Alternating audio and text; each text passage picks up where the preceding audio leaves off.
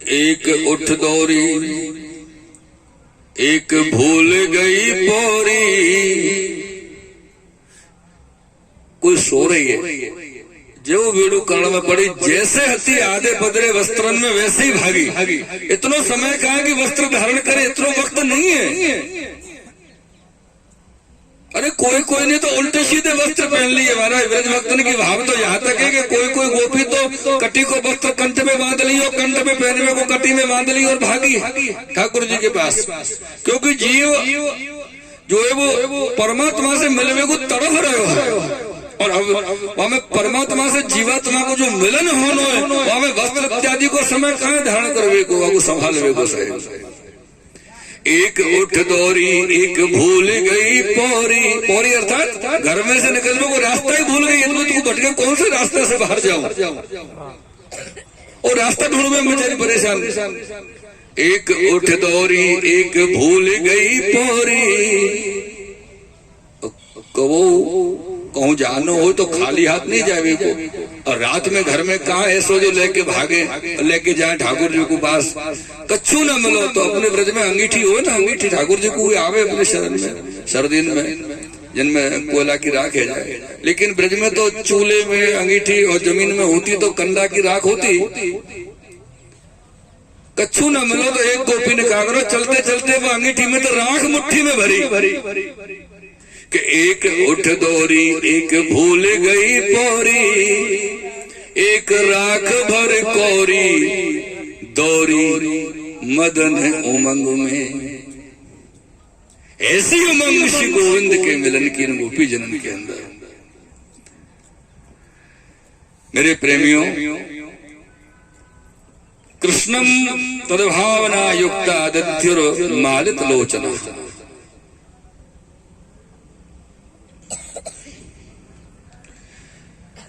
इन समस्त गोपी जनन के अंतःकरण में इतना भाव श्री ठाकुर जी को हतो, कृष्ण को हतो, कि वो भाव चलते चलते अब यहाँ भी एक विषय वाली स्थिति है कि चल रही है, गोविंद के पास दौड़ी चली जा रही है। अब तो कोई चिंता की बात नहीं है, अब तो मिल ही लेंगी। फिर भी ठाकुर जी से मिलने को प्रसन्नता जो हृदय में उमड़ रही है कि हम ठाकुर जी से मिलने वाली है, ये प्रसन्नता जो है वो उनके नेत्रों से बह बह के निकल रही है मार्ग में चलते चलते। ये दशा श्री गोपी जनन की हती मेरे प्रेमियों।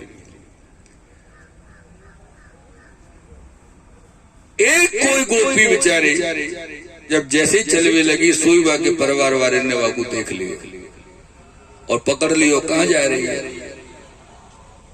नंद नंदन के पास। बोले नहीं जाएगी। बोले जाऊंगी जरूर। तो वाके परिवार वाले जो हते, पति इत्यादि परिवार के लोग, उनने कहा कि यो वाकू पकड़ के भीतर कमरा में बंद कर दियो, बाहर से कुंडी लगाई। अब कैसे निकलेगी?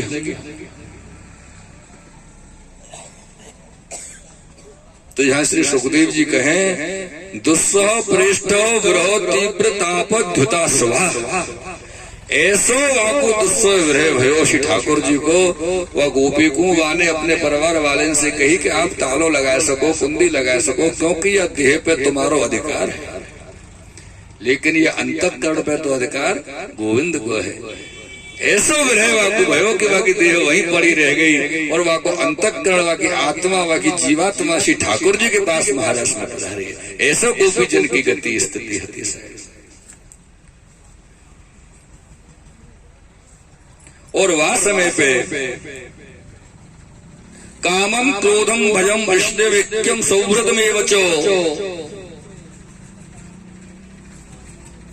समझ में नहीं आ रहे, एक ही वस्तु समझ आ रही है बस, स्नेह। उनको ना तो वह स्थिति में काम की स्थिति है, न क्रोध की स्थिति है, न भय। इतने बड़े बड़े वन में भागी चली जा रही है, अपने अपने घर से निकल के यमुना जी के तट पे आई हैं और भागी जा रही है वन में। वो अर्धरात्रि के समय भय लगे निकलने में, लेकिन कोई भय नहीं है, कोई प्रकार का दोष लागू नहीं है, क्योंकि दोष होता तो वह निकल के जाती नहीं, पहुंचते नहीं श्री ठाकुर जी के पास। ऐसी श्री ठाकुर जी की ब्रज भक्त है। कभी अब तो बहुत समय से जाना हुआ नहीं है गुजरात में, हम कभी पहले जाते थे, यात्रा करते थे, वैष्णवों से सत्संग भी होता था। जो मुकुंद भाई आम करो ना, ठाकुर जी ने पहली लीला मैंने समझा, ठाकुर जी ने भाई वो लीला बहुत सारी आती, आम कहता था। पर सुनना समझना एक अलग विषय है। काका आपका नाम क्या है? बाबू भाई। ओ बाबूजी। सुनना और सुन करके समझ लेना एक अलग विषय है, सुनना और उसे धारण कर लेना एक अलग विषय है। सुनना, सुन के समझ लेना अलग, सुनना सुन के धारण करना अलग, सुनना और उसमें रम जाना ये अलग है। और ये शायद कोई से ही संभव हो पाता है, शायद 100 में से एक तो नहीं कर सकता।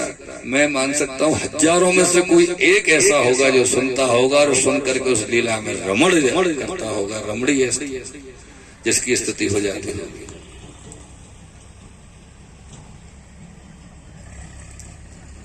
जब ये समस्त गोपीजन श्री ठाकुर जी के पास पधारे हैं तो ठाकुर जी ने समस्त गोपीजन से कही, अरे गोपियों स्वागतम गो महाभागा प्रियम किम करवाणि वो ब्रजस्यानामयं काश्चित् ब्रूतागमन कारणम्। अरे गोपियों, सबसे पहले क्या बोले ठाकुर जी पता है? हे महाभाग्यवती गोपियों, आइए आपका स्वागत। साक्षात गोलोकाधिपति जिनके लिए बोल रहा है हे महाभाग्यवती, उनके भाग्य की गणना कौन कर सकता है, वर्णन कौन कर सकता है? और स्वागत भी करने का साथ, स्वागत महाभागा प्रियम किम करवाणी वो, हे मेरी प्रिया, ये बताओ कि आप यहाँ क्या करने के लिए आई हैं सभी? अचानक रात में 12 बजे आप भागी भागी आ रही हैं, कुछ हुआ है क्या गांव में? ब्रजस्यानामयं काश्चित् ब्रूता गमन कारणम, आपका यहाँ आने का कारण तो बताइए, क्यों आई है? ब्रज में जो गांव है अपना, उस गांव में तो सब शांति है, गांव में उत्पात तो नहीं हो गई कि रात में सब अपने अपनी जान बचा के भागने लगे? बताओ ना क्यों आई है? वो भी अर्धरात्रि में रजन्येशा घोर रूपा घोर सत्व निषेविता, ऐसी भयानक घोर रात्रि में कोई व्यक्ति पुरुष भी निकले तो रात्रि को आपको डर लगे, और आप स्त्री है कि डरी नहीं चली है।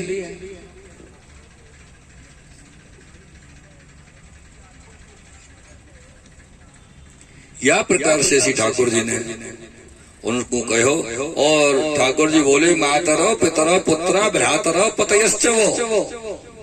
अरे सखियो, आप आए तो गई हो, लेकिन एक बात बताऊं आपको, जहाँ आप खड़े हैं वह स्थान के अमुक अमुक एरिया स्थान तक, अमुक सीमा तक मैंने अपनी योग माया को फैला दिया है। तो आप तो आ गई हैं, आपके अलावा दूसरों कोई यहाँ में प्रवेश नहीं कर सकेगो, और आपके माता पिता पति पुत्र इत्यादि जो होंगे वो बेचारे बड़े परेशान होंगे, आपको ढूंढेंगे फिरेंगे। अब एक कार्य करो, वह सीमा से बाहर चली जाओ तो आपके परिवार वाले आपको अपने अपने घर ले जाएंगे सुरक्षित। जाओ जल्दी जाओ। गोपी इनको बड़ो एक अचरज जैसो भयो कि अरे प्रभु कमाल कर रहे हो, आपने तो हमको बुलाया और आप ही कह रहे हो काय को आई और वापस जाओ, ये क्या बात भई आपकी? ये तो हमको समझ नहीं आई प्रभु, ये बात हृदय नहीं होती। बोले नहीं हृदय की बात नहीं है, जरूर जाओ, क्योंकि आप कोई के घर की बहू है, कोई के घर की बेटी है,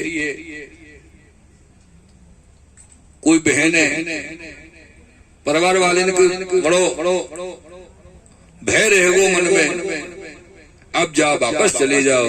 तो गोपी जनन ने श्री ठाकुर जी से एक प्रश्न कियो, बोले नाथ, हम वापस जाएंगे, आपकी आज्ञा को उल्लंघन करना हमारा कर्तव्य नहीं है। आपने आज्ञा करी है वापस जाओ, तो हम जरूर जाएंगे।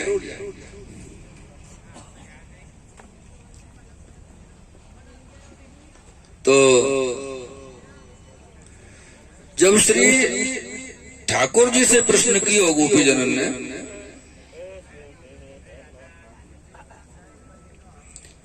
और प्रश्न में ये कही कि प्रभु हमारा प्रश्न ये है, वहां को आप जवाब हमें दो, तो आपके जवाब के आधार पर हम सोचेंगे हमको वापस जाना चाहिए या नहीं जाना चाहिए। तो बोले पूछो क्या आपको प्रश्न है। तो बोले प्रश्न ये है कि एक कोई सती स्त्री थी, और वो ऐसी सती थी कि एक पल के लिए भी अपने पति से अलग नहीं होती। पति कहीं भी आवे, कहीं भी जाए, कुछ भी करे, पति के संग ही रहना।